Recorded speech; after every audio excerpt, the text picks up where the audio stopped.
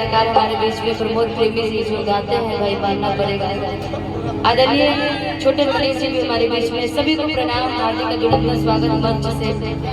काफी दिनों के बाद हम लोग आज मिले हैं मंच पे, लेकिन आज बड़ा प्यारा सा ये दृश्य आप सबके बीच में लग रहा है।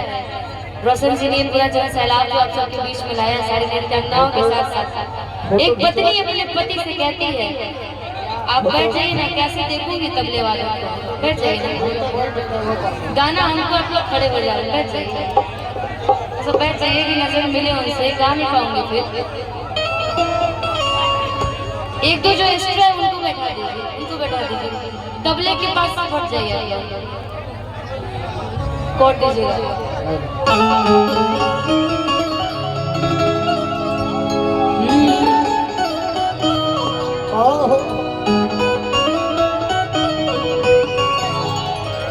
मरीन ड्राइव को घटना घट गई रे, अब वैशाली के लइका एगो पट गई रे।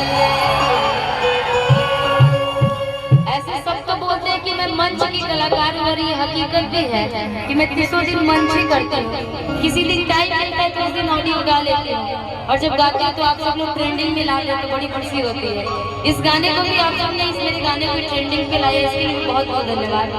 लड़का लड़के की बात में आजकल इंस्टा आईडी बहुत चल रहा है ना जी, और आप ही लोग का आशीर्वाद है कि भोजपुरी में जितने कलाकार हैं, भोजपुरी में सबसे ज्यादा इन सभी ने निशा उपाध्याय को फॉलो किया।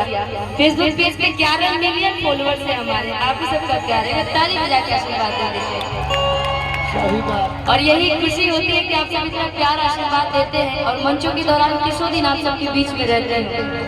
कि मरीन ड्राइव को घटना घट गई रे, अब पटना के लइका एगो फट गई रे। लेकिन जो जो वीडियो बनाएगा, जितने भी लड़के यहाँ पर जो वीडियो बनाएंगे, मेरे इंस्टा आईडी में जरूर टैग कीजिएगा, करेंगे ना, सेलिब्रेशन कर दीजिएगा ऑफिशियल निशा उपाध्याय पर। आइए म्यूजिक के साथ 1 2 3 4 आइए झूठे के साथ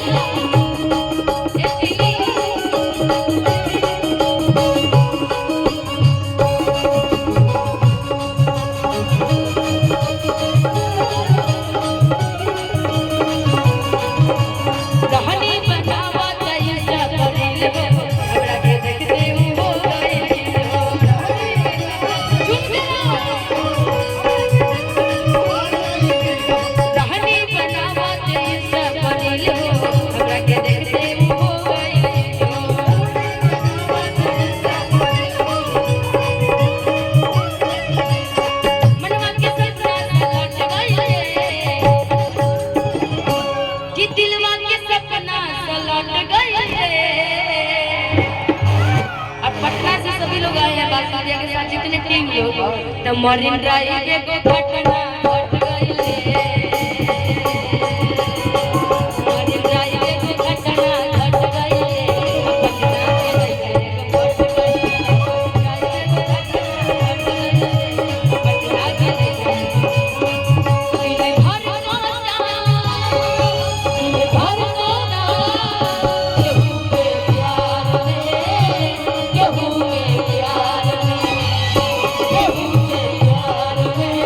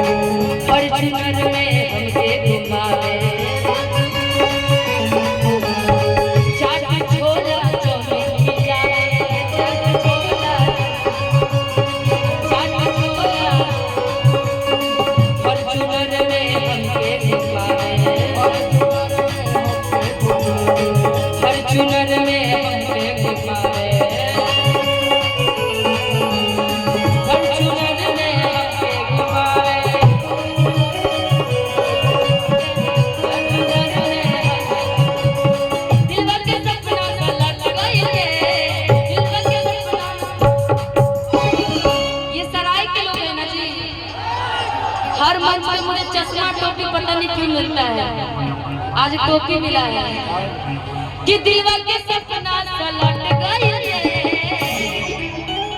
तो मरीन ड्राइव को घटना घट गए,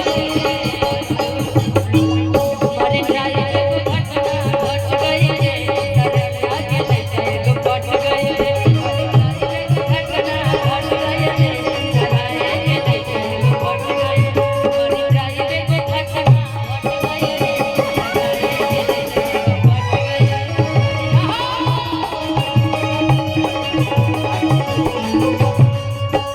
छत पे सोया था बहनोई, छत पे सोया था बहनोई, मैं जगह से बच के सो गई,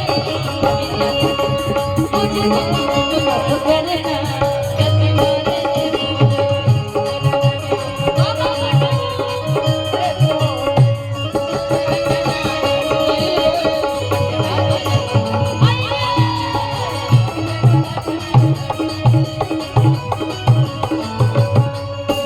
कहानी बनावा देशा बनी हमरा के देखते हो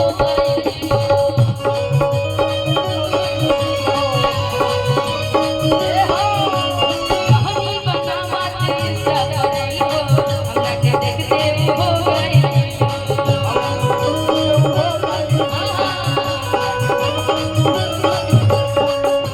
इनका जो टारगेट है 2000 कहानी बनावा देशा बनी हमरा के देखते हो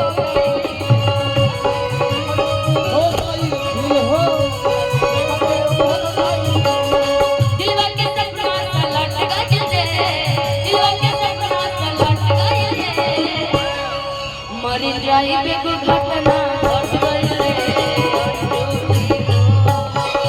मरीन ड्राइव को घटना घट गए, वैशाली के लेके को पट गए, को घटना घट गए, वैशाली के लेके को पट आइए, मरीन ड्राइव को घटना घट गए, वैशाली के लेके को पट गए, मरीन ड्राइव को घटना घट गए, पट गई तो कटी हो गई।